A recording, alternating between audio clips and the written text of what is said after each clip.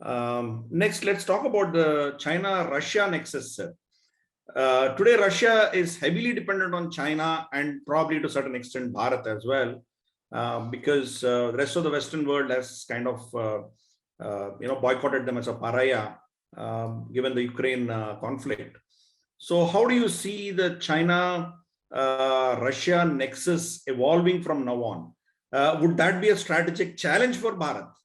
Because we are heavily dependent on Russia as of now for our equipment, our fighters or submarines or even our basic guns. AK-203 is again a Russian design. So would we, leak something to China, or would China be able to leverage its position with Russia and then trouble us when we actually need them in a conflict period? Do you see Russia kind of drifting away into the Chinese regime, into their domain, and then hurting us? There is that possibility, and we are concerned about that possibility, that Russia coming under the Chinese influence. And this is one where we are working on weaning away Russia from China. Russia is dependent on China for the energy markets. Russia is the largest supplier of oil and gas. Previously, Saudi Arabia used to be the largest exporter to China. In some years, Russia becomes the largest exporter to China. So it's a neck and neck race between Russia and Saudi Arabia on who is the largest exporter to China. In the armaments, you're right that Russia is supplying sophisticated equipment. Su-35, the Sovereign class of destroyers, the S-400s,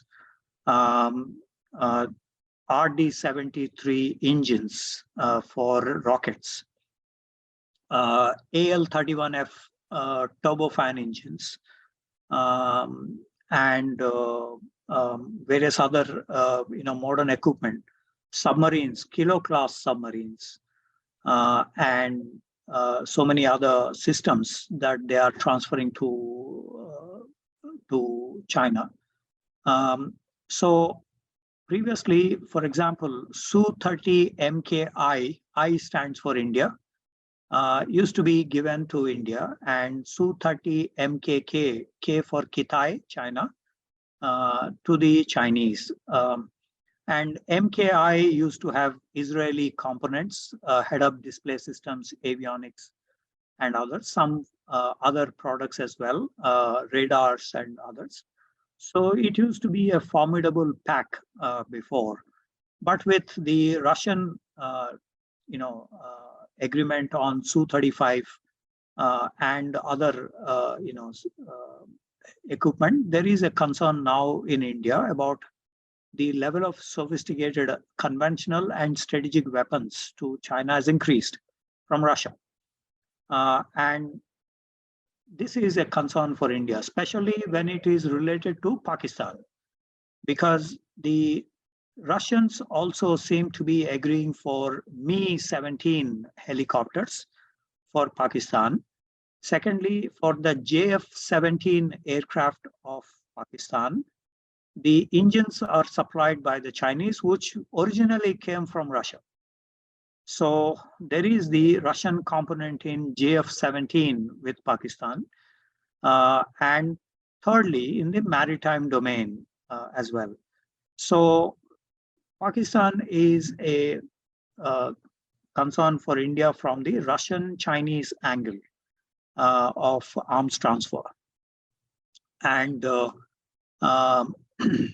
given the US-India relations, there is also the Russian pressure on India in this regard. However, Russia also is concerned about China. For example, the intellectual property rights violations by China has increased of the Russian equipment. They are doing a lot of reverse engineering of the Russian equipment. They're also doing a lot of spying in Russia. For example, the hypersonic glide vehicle technology is from a St. Petersburg Russian scientist that China adopted. So the Russian scientist is now under arrest, and the Russians also put a lot of restrictions on the interceptors for the S-400 that they sold to China. So Russia is expressing concerns on this aspect, on the military technologies being reverse engineered or in terms of the spying. Su-27 blueprints were stolen by China from Russia, according to Russian reports. So this is another concern that they have. There is the Chinese migration to Siberia and demographic changes that are happening in Siberian region.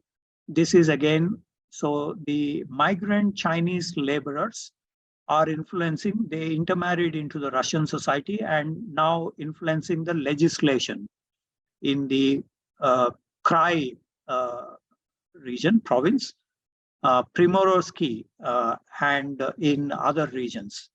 So this is also another concern. Thirdly, the Chinese have banned the Russian fisheries because they think that the fishes were transferring Omicron and other viruses.